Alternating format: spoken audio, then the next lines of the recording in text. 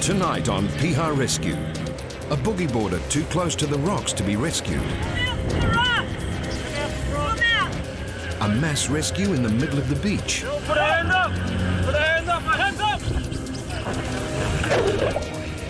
A woman suffers a seizure. Run, jump in. Can I have a ambulance down here, please? And no lifeguards are left for an after-hour rescue. We hear the screams and that was it. Today at Piha Beach, the forecast is, not unusually, for rough seas. An IRB watches over swimmers in the flagged area. Only the brave few take on the challenges of the relentless pounding waves, while others prefer the sweet sanctity of the warm sand dunes. Reporting for duty today, D Patrol, led by Anthony and Duncan. Yeah, with the size of the surf we've got today, it's really starting to influence the beach. Especially with this gutter here to the southern end of the beach, it's just drawing all the water out around Parkety. And if that's not bad enough, then there's a northern drift as well towards Lion Rock. Yeah, it's going to be an eventful afternoon, I think. 150 kilometres south in Raglan, Patrol Captain Debbie is preparing her rescue gear and briefing her guards. In the business of saving lives, preparation is the key. But she is short-staffed today. Today, guys, we're short on numbers on our beach. Okay, this is it. All boats check. Oh, keep fuel bladders down. Vehicles down. Aaron uses the vehicle. Oh, radios and everything filled out. Logbooks. This season, it's the Raglan guards that have put up their hands for help, and Piha have answered the call, sending down manpower to bolster the numbers, like Piha United Guard Roll.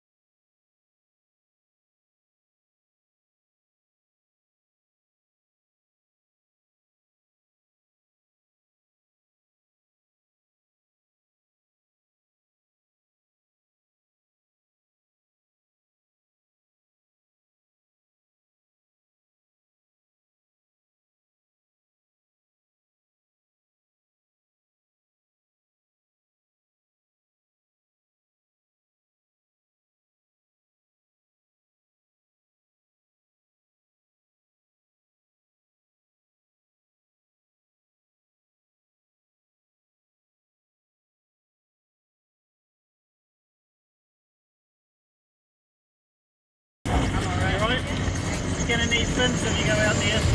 An all too common mistake at Piha. No fins. And why? I don't know. No.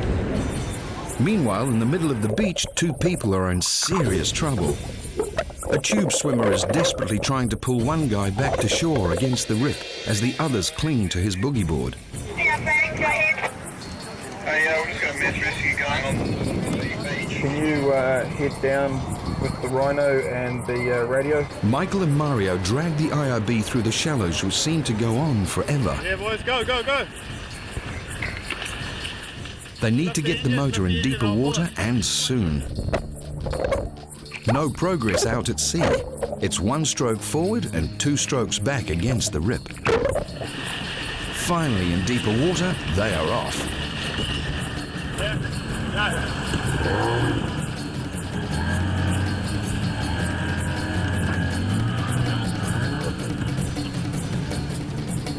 a second IRB joins in, but can't make a pickup because of an incoming wave. Yo, put a hand up! Put a hand up! My hands up!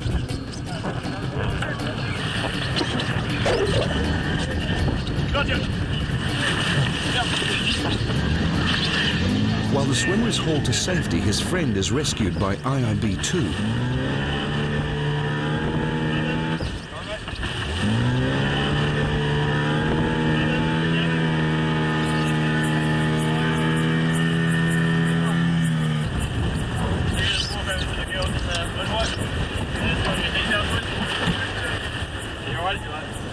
I just kept going further and further and I couldn't see my partner anymore. What happened there?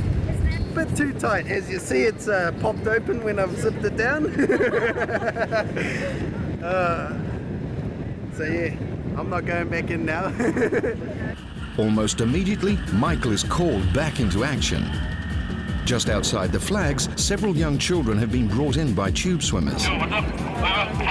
Hey, can you get the details of the little kid that you just picked up? In the IRB, Mario's handed the last of the youngsters.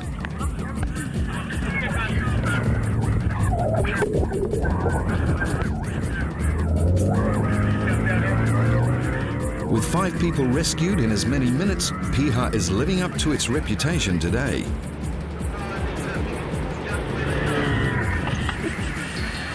You all good, man? Let's go see these girls here down by the road of life and get your details. Scary. It was scary. I thought I was gonna drown, but then the boat when the boat came, it was all good. He jumped onto the boat with me. Because we were gonna drown. But I was just going down, but they didn't pick up. Meanwhile, at Raglan, it's a similar story with super strong rips keeping tube swimmers busy in the water.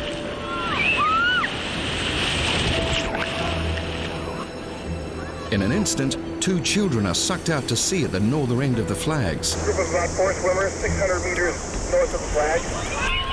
Debbie reacts immediately. But the current is moving the children faster than she can swim. Cameraman Lacey, together with Raglan guard Brett, launch the IRB. Hey boys, go, go, go! 100 meters out, lifeguards Debbie and James have made it to the children, keeping them afloat with their tubes.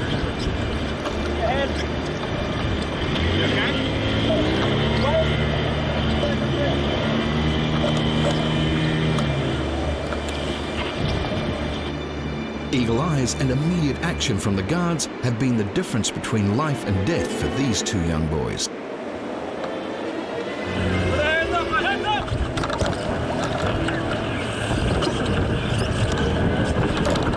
Unlike Piha's predictable currents, Raglan produces flash rips, which form in an instant without warning. Alright guys, hold me up. You go wait on that rhino. I'll be back in a sec. Lifeguard Brett heads back out to pick up his colleague. Debbie checks on the boys as Mum watches on. Have either one of you taken on any water? You breathing okay? Yep. Cool? What about you? Yeah. Right, you sure you don't want us to check you out? Yeah, it's fine. Okay, you guys really need to get some warm clothes on now? Yeah. Okay. While Brett picks up his tube swimmer, the rescued boys tell their tale. Oh, we thought we'd just go for a swim, so we got out there. And we're touching the bottom, everything was fine. And then this one wave just hit us. And then I saw Joe, and I was like, bro, I can't swim, I can't go nowhere. Oh, it's hard to see the kids out there, because you don't, all you see is the kids, but you don't actually see who it is. And I saw you guys running out, and I thought, oh hell, some kid's in trouble. And I thought, I better go and have a look, take the dog for a walk. Yeah, but it's scary. We're down here all the time, so we're used to the water down here, but you've got to have respect for the water. Yeah, you can't take it for granted. Yeah, yeah. So I'll take them home and get them in the shower. Thanks. Have a good day. Yeah, thanks very much. At Piha, it's the end of the day, and the patrol is drawing to a close. Besides the 5 quick rescues, there have been no further incidents, and the guards can start to relax. It's a similar scene in Raglan as the guards call it a day. Actually, it's just closing up our flagged area, just to advise the beachgoers that, yeah, we are leaving. And we'll do that now for probably about 15 minutes. The conditions should get better as the tide pushes in, but probably for the next hour or two we'll be keeping an eye out from up top just as a precaution, just while the guys have dinner. But all too often when the flags are crossed, disaster strikes. At Piha, the Pakiti Rip holds 2 swimmers hostage. Although off duty, from the clubhouse the lifeguards' eyes are always on the water. They're not really moving anywhere. Excuse me, are the lifeguards off duty now? Technically, why is that? Are you off duty for Yes, why lifeguards? is that? Oh, because I have a 13-year-old that wants to go surfing and I told him no. Yeah, not a good idea. Not with fading light at this stage. Yeah, okay. Really good. Confirming their fears, a lone hand is raised and the guards are jolted into action. Innes and Jonathan race to get the gear back out of the shed and into the water. You're off, go.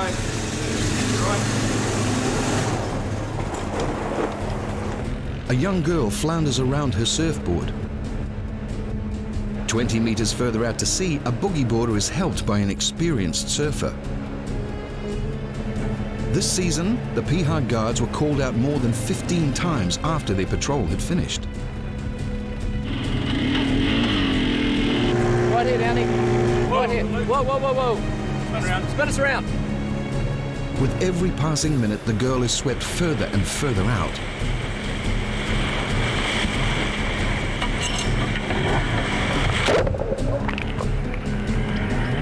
With the girl in his sights, Jonathan shifts his focus to the second swimmer, but can't locate him. You got a friend down here? Where is he? The girl and her friend entered the water together, but the powerful rip quickly separated them. Over where? Over here. Over here? Is he on a surfboard? Relieved, the girl finally spots her mate. He's in the safe hands of a local surfie who has switched boards with the boy to keep him afloat until help arrives. Alright. You gotta give this guy a lift back into the boat. Yeah, we'll come together. With the boy clearly out of harm's way, Jonathan decides to drop the girl back to shore and return for the lad and his board. Piha after hours is no place for amateurs. The boogie boarder, he didn't know, he wasn't like quite sure what he was doing. I think he was just drifting over slowly. Yeah. Reunited with his own tiny board, the boy was completely unprepared for the conditions. No wetsuit, no fins, and no leash. It's a happy ending for yet another after-hours rescue at Piha.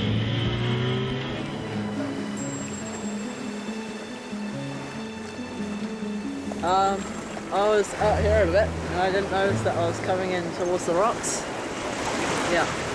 And yeah, I kind of got stuck a bit.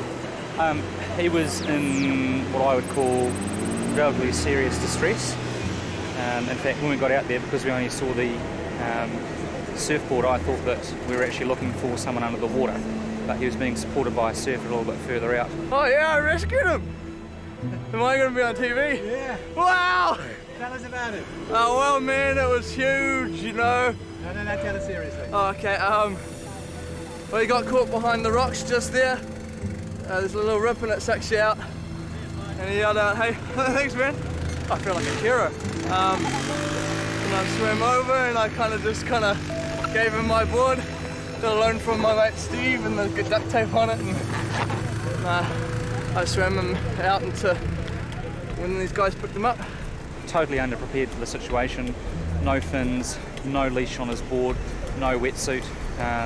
Didn't actually realise he was in trouble, and people don't know, raise your hand early, you get rescued a lot sooner. Just fortunate that someone at the surf club saw him and there were some lifeguards there to execute the response. Meanwhile, in Raglan, it's a status 1 emergency. A lady on the beach has suffered a severe seizure and is now unconscious. Debbie, a fully qualified nurse, rushes down closely followed by Brett. Run, jump in! With more medical supplies. On!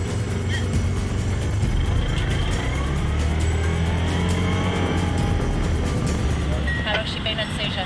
For the last 10 minutes. Last 10 minutes? What do you need? Deb? Yeah, can I have a ambulance down here, please? Sercom, this is Raglan. The patient is semi-conscious and slight murmurs and refuses to take oxygen. Over. Although this is not her first seizure, she needs urgent medical attention. No, she was, my friend was lying on the ground and I was just having a cigarette, and all of a sudden she was having convulsions and shaking and having tremors and everything. And she has probably about, what, 50 a year, right? Debbie tries to administer oxygen, but the woman is in such a state that she won't take it. Okay. Alright, can I just put this on you, darling? Can I roll you over? Just put this on you. Come here, boy.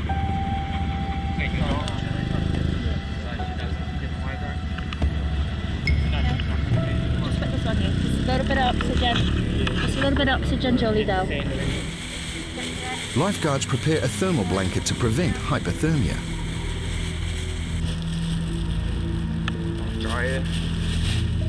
It's bad news from Servcom. There are no available ambulances. The lifeguards are on their own. Ambulances in the Wainui, travelling priority 1, over. She's slightly responsive. We're getting murmurs from her, nothing direct. We've got regular ambulance here and just waiting on their arrival. At Piha, all lifeguards have gone home. Unaware of the danger, a few youngsters are playing around the Pakiti rips. Suddenly, a man races towards the patrol deck screaming for help. And at the Pakiti rocks, someone is waving frantically. Two very young girls have been swept around the Pakiti rocks and family members are distraught. Where are they? They were over there. I didn't know they were over there and we were over there.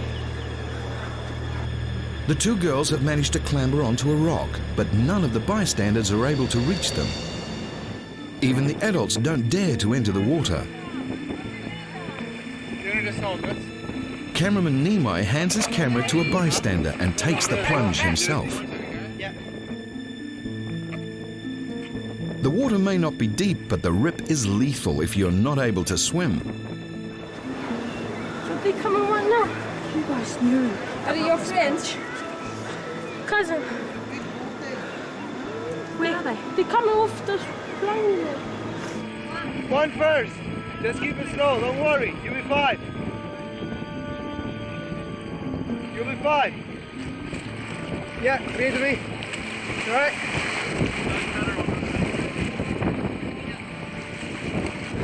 No, dear. They're my daughters.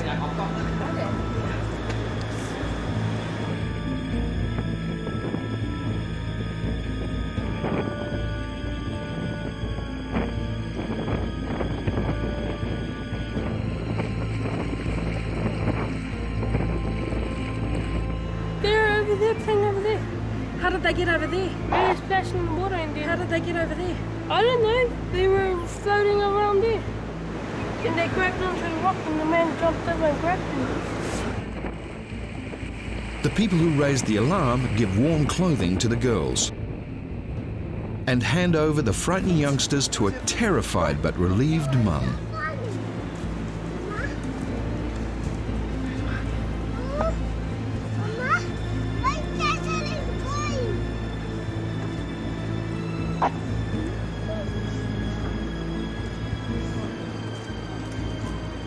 Yeah, it was just a walk and we hear the screams and that was it. It's amazing that the kids are still, swimming around. So anyway. Yeah, they shouldn't.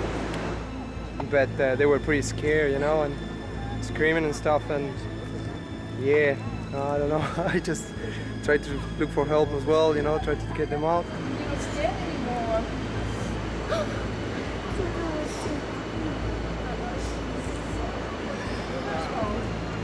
This was definitely not the ending of the day this family had planned. Talking about how the waves are, and we said to them, stay, even though it seems like it's okay that the waves can take you guys out, because they did get a bit further down, and I told them to come back. Yeah, I know that you need to keep them warm now. take it to the car, yeah. They're so cold. Thank you. Come on.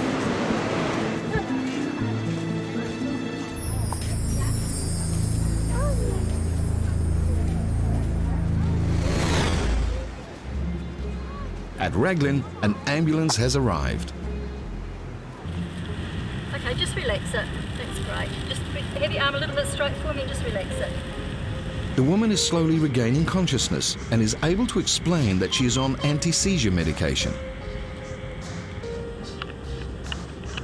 After 10 minutes, with the help of the ambulance officer, she is brought up to the surf club to recover. Here's your cuppa. Here's your cuppa, hon. Oh, thank you so much. That's all right. That's all right. Not a problem. We're just glad that there's people here that were down on the beach and come got us. That's cool. We're here to help you and help everyone else.